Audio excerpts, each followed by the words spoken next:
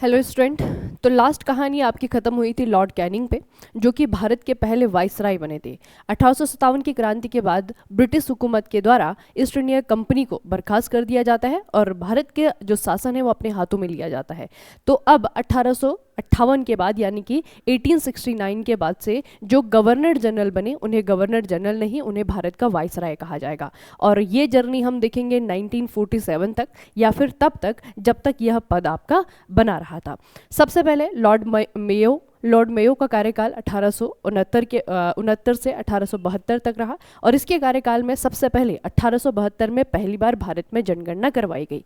ध्यान से सुनिएगा, पहली बार जनगणना करवाई गई, पहली बार नियमित जनगणना नहीं। नियमित जनगणना का मतलब होता है जो हर 10 साल पे होती है। तो पहली बार जनगणना करवाई गई 1872 में लॉर्ड मेयो के टाइम पीरियड पे। उसके अलावा मेयो के द्वारा अजमेर राजस्थान में मेयो कॉलेज की भी स्थापना की गई। 1872 में ही इसके द्वारा कृषि विभाग की स्थापना की गई और ये भारत का एकमात्र ऐसा वाइसराय था जिसे कि इस तरीके से चाकू से मार करके हत्या की गई अंडमान निकोबार में। तो ये भी फैक्ट आपको याद रखना है लॉर्ड मेयो के बारे में।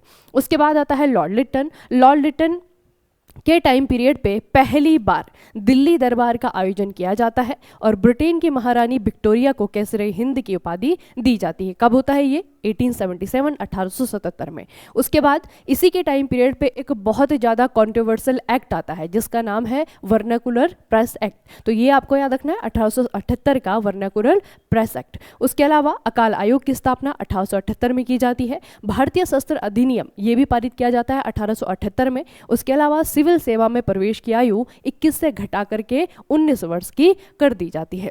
अगला वाइसराय है लॉर्ड रिपन। इसके टाइम पीरियड पे 1881 में सबसे पहली बार नियमित जनगणना शुरू होती है। 1881 में ही पहली बार कारखाना अधिनियम पारित किया जाता है और 1882 में इसके द्वारा वर्नाकुलर प्रेस एक्ट को समाप्त कर दिया जाता है। 1883 में 1883 में सबसे कॉन्ट्रोवर्शियल बिल इल्बर्ट बिल जो है आपका इसके द्वारा लाया जाता है और स्थानीय स्वशासन की शुरुआत भी इसी के द्वारा की जाती है। इसीलिए भारत में स्थानीय स्वशासन का पितामह जो है कहा जाता है लॉर्ड रिपन को। ये आपको याद रखना है। उसके बाद लॉर्ड डफरिन का कार्यकाल आता है। इसके कार्यकाल की सबसे महत्वपूर्ण घटना यह है कि भारत की सबसे पुरानी पार्टी यानी कि इंडियन नेशनल कांग्रेस की स्थापना होती है 1885 में। उसके बाद आता है लॉर्ड लैंसडाउन। इसके कार्यकाल की एक ही आपकी घटना है, वो आपको याद रखनी है। 1891 में दूसरा कारखाना अधिनियम आता है जिसमें कि महिलाओं को लगातार 11 घंटे काम करने से प्रतिबंधित कर दिया जाता है। उसके बाद आपका वाइसराय है लॉर्ड कर्जन के समय में 1803 में दूसरी बार दिल्ली दरबार का आयोजन किया जाता है। 1904 में भारतीय पुरातत्व विभाग की स्थापना की जाती है। 1905 में बंगाल विभाजन की घोषणा लॉर्ड कर्जन के द्वारा ही की जाती है। 1905 में ही भारतीय रेलवे बोर्ड की स्थापना भी की जाती है। 1902 में विश्वविद्यालय आयोग का गठन और 1904 में विश्वविद्यालय अधिनियम जो है लॉर्ड कर्जन के द्वारा ही पारित किया जाता है। उसके बाद है लॉर्ड मिंटो सेकंड। देखिए याद रखिए बच्चे, एक ही नाम से अलग अलग वाइसराय हो सकते हैं तो आपको फर्स्ट और सेकंड का डिफरेंस याद रखना है। लॉर्ड मिंटो द्वितीय 1905 से लेकर के 1910 तक कार्यकाल रहा। इसके टाइम पीरियड पे 1906 में मुस्लिम लीग की स्थापना होती है बांग्लादेश के ढाका में। 1907 में कांग्रेस का विभाजन हो जाता है जिसे कि सूरत अधिवेशन के नाम से जाना जाता है। 1909 में मॉर्ले मिंटो सुधार नाम से एक एक्ट जो है लाया जाता है मिंटो के द्वारा। उसके बाद है लॉर्ड हार्डिंग द्वितीय। यहाँ पे भी आपको सेकंड याद रखना है। 1910 से लेकर के 1916 तक इसका टाइम पीरियड रहा और इसके टाइम पीरियड पे 1911 में तीसरी बार दिल्ली दरबार का आयोजन किया जाता है जब जो है आपका बंगाल के विभाजन को, यहाँ पे जो ब्रिटिश के राजा हैं उनके द्वारा बंगाल के विभाजन को रद्द कर दिया जाता है। कब किया जाता है? 1905 में। उसके अलावा 1911 में जो भारत की राजधानी कोलकाता हुआ करती थी उसे स्थानांतरित करके दिल्ली लाए जाने की घोषणा होती है और 1912 से भारत की राजधानी दिल्ली आपकी हो गई थी। ठीक है, ये आपको याद रखना है। 1915 में इसी की टाइम पीरियड पे महात्मा गांधी का भारत आगमन होता है, साउथ अफ्रीका से इंडिया लौट जाते हैं। उसके बाद आता है लॉर्ड चैम्सफोर्ड। लॉर्ड चैम्सफोर्ड ने बच्चे खुद तो बहुत ज़्यादा काम नहीं किए लेकिन इसके टाइम पीरियड पे बहुत बड़ी बड़ी घटनाएं होती हैं। ठीक है, देखिए 1916 में सबसे पहले कांग्रेस का लखनऊ अधिवेशन होता है जिसमें कि कांग्रेस की फिर से जो है आपका एकजुटता हो जाती है। जो स्प्लिट हुआ था सूरत अधिवेशन में, जो कांग्रेस दो भागों में बढ़ गई थी, वो जो है आपकी एक हो जाती है। उसके अलावा 1917 में शिक्षा पर सैंडलर आयोग की स्थापना लॉर्ड चैम्सफोर्ड के द्वारा ही की जाती है। इसी के टाइम पीरियड पे चंपारण सत्याग्रह बिहार में 1917 में होता है। 1918 में खेड़ा आंदोलन होता है। 1919 में रॉलेट एक्ट जो है लाया जाता है और 1919 में जलियांवाला बाग हत्याकांड भी इसी के टाइम पीरियड पे होता है। 1920 में असहयोग आंदोलन गांधी जी के द्वारा इसी के टाइम पीरियड पे शुरू किया जाता है। उसके बाद है लॉर्ड रीडिंग, 1921 से लेकर के 1926 तक इसका कार्यकाल रहा। इसके टाइम पीरियड पे 1922 में चोरी चौरा नाम की जगह पे गोरखपुर में उत्तर प्रदेश में एक कांड होता है और इसके बाद असहयोग आंदोलन गांधी जी के द्वारा वापस ले लिया जाता है। उसके अलावा इसके बारे में ये आपको फैक्ट याद रखना है कि ये भारत का इकलौता यहूदी वायसराय था। उसके बाद लॉर्ड इरविन 1926 से लेकर के 1931 तक टाइम पीरियड है। 28 में 1928 में साइमन कमीशन भारत आता है। 1929 में लाहौर का अधिवेशन होता है। 1930 में सविनय अवज्ञा आंदोलन गांधी जी के द्वारा शुरू किया जाता है और 1930 में ही लंदन में पहली बार गोलमेज सम्मेलन का आयोजन किया जाता है। उसके बाद आपका वायसराय है लॉर्ड वेलिंगटन।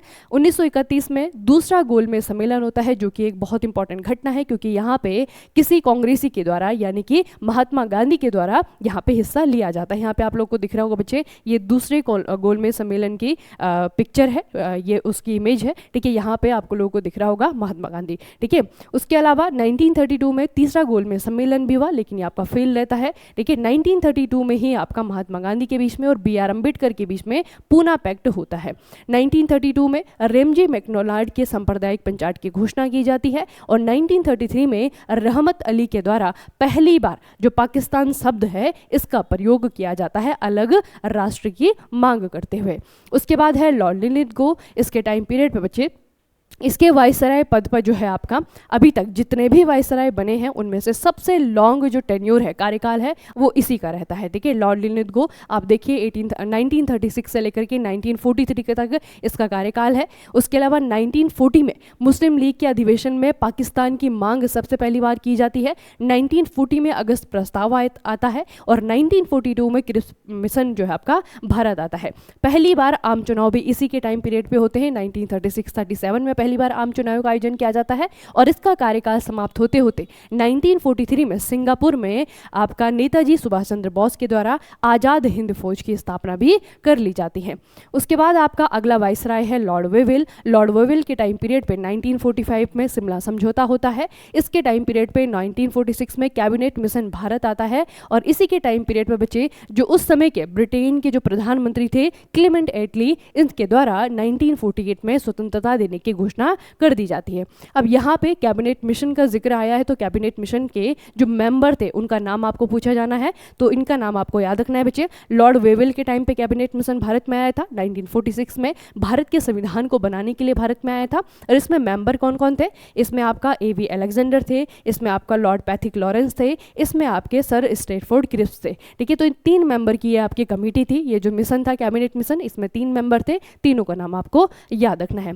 उसके बाद है लॉर्ड माउंटबेटन। ये जो है भारत का अंतिम वायसराय आप लोग कह सकते हैं, गुलाम भारत का अंतिम वायसराय, स्वतंत्र भारत का पहला गवर्नर जनरल। अब देखिए जैसे ही बच्चे 1947 में देश को आज़ादी मिलती है उसके बाद तत्काल जो है आपका वायसराय का पद समाप्त होने के बाद वो जो पद है उसे फिर से गवर्नर जनरल का नाम दे दिया जाता है। इसीलिए जो अंतिम वायसराय आएगा वो आपका लॉर्ड माउंटबेटन आएगा और जो स्वतंत्र भारत का पहला गवर्नर जनरल आएगा वो आपका लॉर्ड माउंटबेटन ही आएगा। ठीक है, उसके बाद 1947 में क्या होता है आप सभी को पता है, भारत को आज़ादी मिली, पाकिस्तान को आज़ादी मिली, यानी कि भारत को 2 हिस्सों में बांट दिया गया, पाकिस्तान और भारत का बंटवारा हो गया। उसके बाद लॉर्ड माउंटबेटन के बाद कुछ समय के लिए पहली बार किसी भारतीय को भारत का गवर्नर जनरल बनाया जाता है। इनका नाम आपको याद रखना है, चक्रवर्ती राजगोपालाचारी पूरा नाम इनका। ठीक है, उसके अलावा बच्चे 26 नवंबर 1949 को संविधान सभा ने संविधान जो है आपका अंगीकृत कर लिया जाता है और इसी के साथ में जो गवर्नर जनरल का पद है वो आपका समाप्त कर दिया जाता है। ये आपको याद रखना है। अब देखिए पहली बार कौन कौन गवर्नर था, पहली बार कौन गवर्नर जनरल था, इनमें बड़ा ही कन्फ्यूज़न आप लोगों को होता है। तो ये आपको जो कन्फ्यूज़न है उसे क्लियर करना है। देखिए, अगर बंगाल का पहला गवर्नर पूछा जाए तो याद रखना प्लासी का युद्ध क्या था, रॉबर्ट क्लाइव ने हेड किया था। तो रॉबर्ट क्लाइव बंगाल का पहला गवर्नर। ठीक है, बंगाल का पहला गवर्नर जनरल पूछा जाए तो आपका आएगा वॉरेन हेस्टिंग। अगर भारत का पहला गवर्नर जनरल पूछा जाए तो विलियम बेंटिंग। अगर भारत का पहला वाइसराय पूछा जाए तो कैनिंग। और भारत का अंतिम वाइसराय पूछा जाएगा तो लॉर्ड माउंटबेटन। और स्वतंत्र भारत के पहले भारतीय गवर्नर जनरल पूछे जाएंगे तो राजगोपालाचारी। इतना जो है आपको इन वाइसराय के बारे में, गवर्नर जनरल के बारे में याद रखना है। बहुत इंपॉर्टेंट टॉपिक है और ऐसे ही इंपॉर्टेंट टॉपिक के माध्यम से अपने एग्जाम के लिए प्रिपेयर करने के लिए आप लोग हमसे जुड़ सकते हैं। Make it easy live classes mobile application का नाम है, वहाँ पर जाइए, उसे डाउनलोड करिए और चेकआउट कीजिए। उसमें आपके अगले आने वाले एग्जाम्स के लिए हमारे कोर्सेज। धन्यवाद।